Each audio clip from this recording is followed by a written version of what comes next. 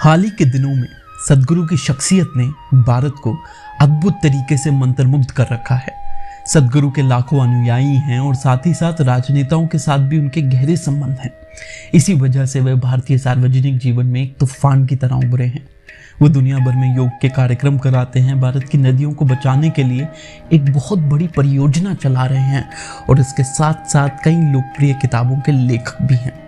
उनकी अभिनेताओं, एथलीटों, व्यापारियों, राजनेताओं के साथ हुई असंख्य बातचीतें तो अब विश्वविख्यात हैं।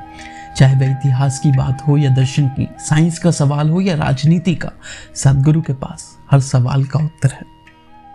हम इन 3 वीडियो की श्रृंखला में सद्गुरु के हर पहलू को समझेंगे। हम उनके राजनीतिक और सामाजिक दृष्टिकोण, उनकी योग की प्रक्रिया, उनकी आध्यात्मिक सिद्धियां और गुरु के रूप में उनके व्यक्तित्व को जानेंगे। इस श्रृंखला का उद्देश्य केवल इतना है कि मैं आप लोगों को बता पाऊं कि क्यों एक इतना बड़ा जन समुदाय सद्गुरु पर अपनी जान छिड़कता है, और अगर आप एक साधक हैं तो आप चुन सकें कि क्या सद्गुरु द्वारा दिखाया गया पथ आपके लिए सही है या नहीं। इस श्रृंखला को इस तरह से संयोजित किया गया है कि ये हमें सद्गुरु के सामाजिक और राजनीतिक विचारों से रूबरू कराते हुए उनके व्यक्तित्व के आध्यात्मिक पहलू की तरफ ले जाती है। भारत में सद्गुरु के ऊपर कई तरह के विरोधात्मक विचार प्रचलित हैं। एक तरफ भारत के मशहूर कर्नाटक गायक टीएम कृष्णा हैं, जो अपने ट्वीट में कहते हैं कि सद्गुरु केवल बेतुकी बातें करते हैं और लोग उन्हें इसलिए सुनते हैं क्योंकि वे अंग्रेजी एक्सेंट में बोलते हैं और नई नई शब्दावली का प्रयोग करते हैं। और दूसरी तरफ हैं फिल्म निर्देशक कहकर कपूर, जिनकी एक फिल्म ऑस्कर तक के लिए नॉमिनेट हुई है। तो सुनते हैं वह सद्गुरु के बारे में क्या कहते हैं। The experience of being with Sadhguru can only be described in one very inadequate, misunderstood word called love. Love not in the form that we all look at it, but love as in complete surrender. Love as in complete compassion. Love as in compassion not for every other being, not for any time, but for every act of creation. Beyond statements, beyond love, beyond words, beyond even yearning, there lies somewhere there an access point to something that's eternal. An access point to something eternal. कहकर कपूर का मानना है कि सद्गुरु अनंत तक जाने के लिए एक प्रवेश द्वार से हैं। सोशल मीडिया में भी इसी तरह सद्गुरु पर 2 तरह के विचार प्रचलित हैं। एक तरफ कुछ छोटे मोटे मीडिया हाउसेस जो सद्गुरु को एक डोंगी और धोखेबाज की तरह प्रस्तुत करते हैं। There was also Sadhguru, the Ram Rahim of South Delhi, minus the criminal charges of course. और जो हमारे यहाँ के बाबा हैं, उनमें से बहुत तो इस वक्त जेल में हैं, जैसे राम रहीम, डेरा सच्चा सौदा, जैसे रामपाल, जैसे आसाराम बापू। एक आध्यात्मिक गुरु हैं, आजकल उनका बोलबाला चल रहा है। उनका नाम है सद्गुरु जग्गी वासुदेव, ईशा फाउंडेशन। आप अपना चला रहे हैं, चलाते रहिए। पार्लियामेंट्री डेमोक्रेसी, संविधान, संसद, इनकी इज्जत करना सीखिए। और दूसरी तरफ हैं सद्गुरु के सच्चे अनुयायी जो उन्हें शिव का अवतार मानते हैं। Whole space was just with his energy, blasting with his energy. Just felt like the Shiva was there. I just couldn't take it anymore after that. It just looked like he was there. Hey Shiva.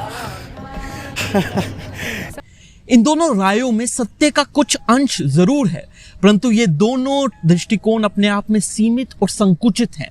In 3 video श्रृंखला के द्वारा हम सद्गुरु के इस पेचीदा रहस्य रूप को समझने की कोशिश करेंगे, परंतु इस रहस्य को समझने के लिए पहले हमें एक पर्याप्त रूपक की जरूरत होगी।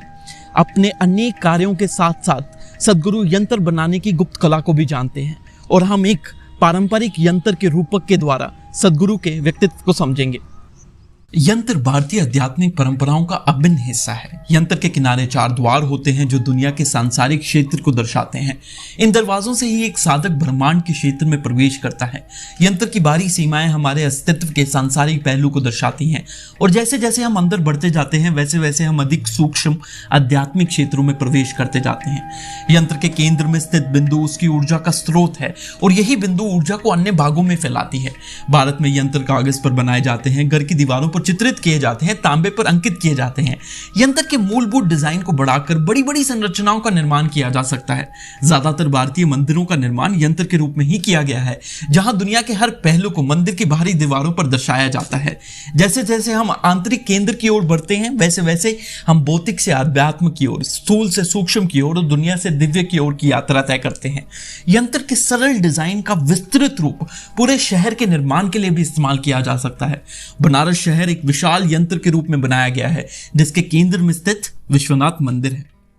Kashi is a phenomenal yantra, like never before or never after. है। इस श्रृंखला में हम सदगुरु को एक यंत्र के रूप में देखेंगे और इन 3 वीडियो के द्वारा हम इस यंत्र के बाहरी दीवार से आंतरिक केंद्र तक की यात्रा तय करेंगे। हम बार बार इस यंत्र के अंतर विरोधों को भी उजागर करेंगे और हर चरण पर इसकी नैतिकता और आचरण पर संकोच एवं संदेह व्यक्त करेंगे।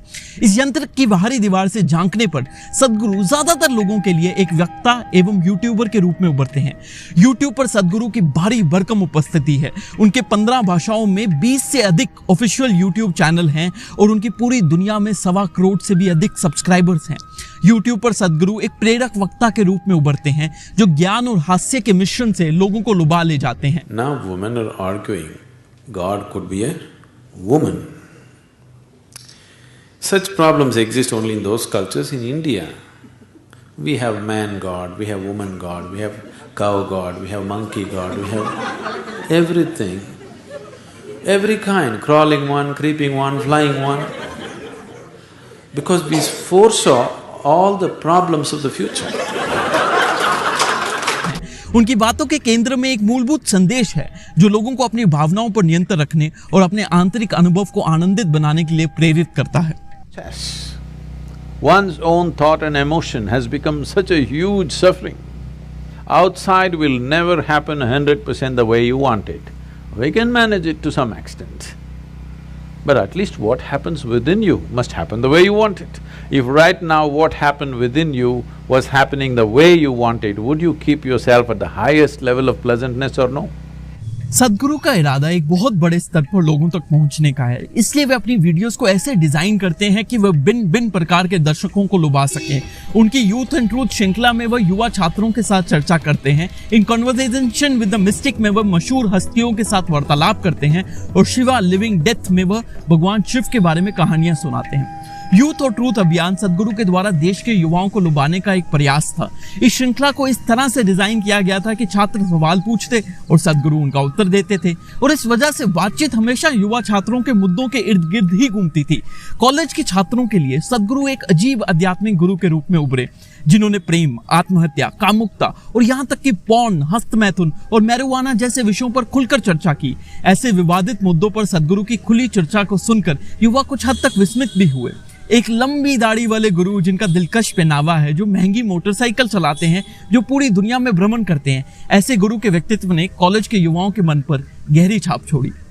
YouTube पर बुजुर्ग लोगों के लिए सदगुरु ने हिंदू मिथकों को एक नया आधुनिक रूप दिया है। वह रामायण, महाभारत और शिव पुराण के किस्से सुनाते हैं। वे अनुष्ठानों के महत्व, मंदिरों की वास्तुकला, प्राचीन योगियों की जिंदगियों पर प्रवचन देते हैं और इन सब के द्वारा भारतीय सभ्यता की महानता का उल्लेख करते हैं। उनकी निजी सफलता और पारंपरिक भारतीय ज्ञान के संयोजन से ज्यादातर भारतीयों के जहन पर उनकी बातों का गहरा असर पड़ता है। वे पारंपरिक भारत का सार और आधुनिक भारत की महत्वाकांक्षाओं दोनों को इस तरह से मिलाते हैं कि वे भारतीय मध्यम वर्ग के आदर्श गुरु के रूप में उभरते हैं। इस यंत्र के बाहर उनके कुछ आलोचक भी हैं, जो सदगुरु को एक ऐसे वक्ता के रूप में देखते हैं जो शब्दों के हेर फेर से लोगों को बेवकूफ बनाकर अपने लिए संपत्ति बटोरता है। सदगुरु के जेंडर, राजनीति और विज्ञान पर व्यक्त विचारों की खूब आलोचना की गई है। इस आलोचना के साथ हम इस यंत्र की यात्रा में संदेह और असहमति के पहले स्तर पर पहुंच गए हैं, जिसमें हम सदगुरु के राजनीतिक विचारों के अंतर्विरोधों को उजागर करेंगे। हम पुलिस बर्बरता पर व्यक्त किए सदगुरु के विरोधाभासी विचारों के माध्यम से की राजनीति को समझेंगे। अमेरिका में जॉर्ज फ्लॉयड की पुलिस द्वारा मृत्यु पर सदगुरु के विचारों को पहले सुनते हैं। At this time, unfortunately, this racism has exploded. Well, it is happening all the time. Nobody who has a darker shade of skin is completely immune to it. But this particular George Floyd case was too stark and cannot be ignored. We must understand this. I am cruel to the pigs, but I am nice to the people is not going to work. Because once there is selective cruelty in your heart, one day you will call some human being a pig and do the same things to him. अपनी पूरी video में सदगुरु ने एक शब्द भी इस बात पर नहीं कहा कि कैसे जॉर्ज फ्लॉयड की मृत्यु के बाद हुए प्रदर्शनों में बसों को जलाया गया था और पब्लिक प्रॉपर्टी को भी नुकसान पहुंचाया गया था। पुलिस बर्बरता और नस्लवाद के मेन मुद्दे के सामने ये सब छोटी मोटी बातें अप्रासंगिक थी। भारत में पद्मावत फिल्म के खिलाफ कन्नी सेना द्वारा आयोजित प्रदर्शनों में भी प्रदर्शनकारियों ने बसों को जलाया, सार्वजनिक संपत्ति पर हमला किया और ये तक घोषणा की कि वह दीपिका पादुकोण की नाक को काट देंगे, और फिर भी पुलिस ने उनके खिलाफ ठोस कार्रवाई नहीं की।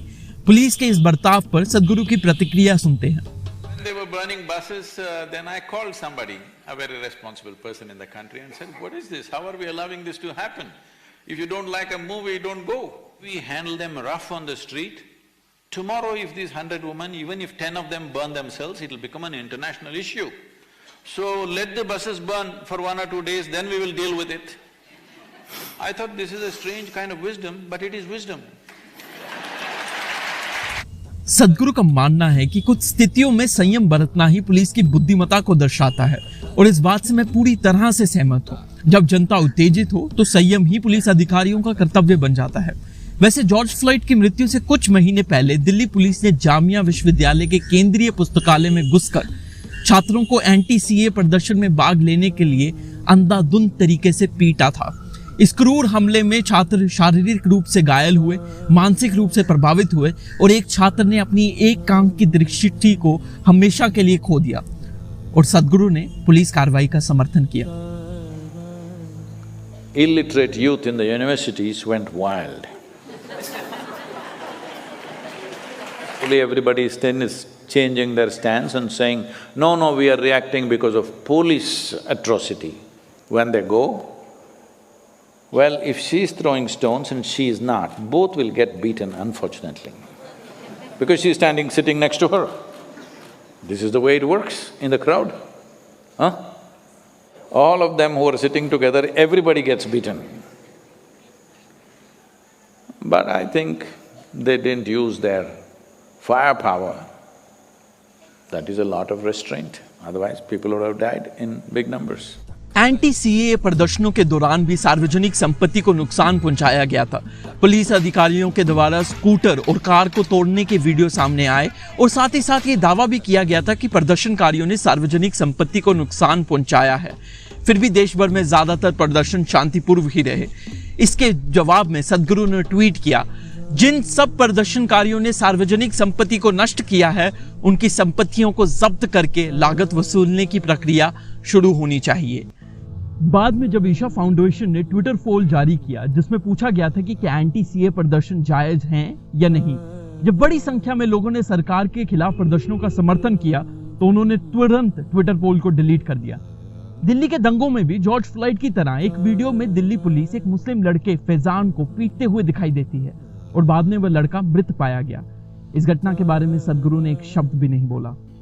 This is our problem, that we are moved by one cruelty, we are not moved by another. I am cruel to the pigs, but I am nice to the people is not going to work. Because once there is selective cruelty in your heart, one day you will call some human being a pig and do the same things to him. जब राजनीतिक और सामाजिक मामलों की बात आती है तो सदगुरु ने अक्सर पावर और पॉलिटिक्स के तराजू को तोलते हुए अपनी सहानुभूति और करुणा को दर्शाया है। सदगुरु का ये पक्षपात हम जैसे अनुयायियों के लिए व्यक्तिगत स्तर पर निराशाजनक और कष्टदायक होता है। तो आखिर सदगुरु वास्तव में किस चीज पर विश्वास करते हैं? क्या वे मानते हैं कि पुलिस को संयम बरतना चाहिए या वो प्रदर्शनकारियों की प्रॉपर्टी जब्त करने के पक्ष में है? इन घटनाओं में समानता सदगुरु के विचारों में नहीं है, वह इस बात में है कि वह हर बार सरकार का समर्थन में बोलते हैं, और जब पुलिस और सरकार संयम दिखाती है तो वो समझदारी की बात है। जब वो छात्रों को पीटती है और प्रदर्शनकारियों की जान से मार देती है तो वो भी समझदारी की बात है। सदगुरु ने ये फैसला ले लिया है कि वे सरकार के हर कदम का समर्थन करेंगे और सरकार की हर आलोचना को पूरी तरह से खारिज कर देंगे और इस निर्णय को राजनीतिक अवसरवाद के अलावा कोई और नाम नहीं दिया जा सकता। सदगुरु अक्सर भाजपा सरकार के शुभचिंतक के रूप में दिखाई देते हैं और जब भी सदगुरु पर भाजपा के समर्थन होने का आरोप लगाया जाता है तो वो कुछ इन शब्दों में जवाब देते हैं। My association with Bharatiya Janata Party? Well, in Tamil Nadu, we are working with the local government, so you can say I have joined AIDMK. In Andhra Pradesh, we are working in the education sector, so I have joined Telugu Desam Party. With the Rally for Rivers, we are very active with the Karnataka government right now. You think I have joined JDS? If you do not bow down to the people's will, you think your opinion, what I think is more important than what the people have elected, this means you don't believe in democracy.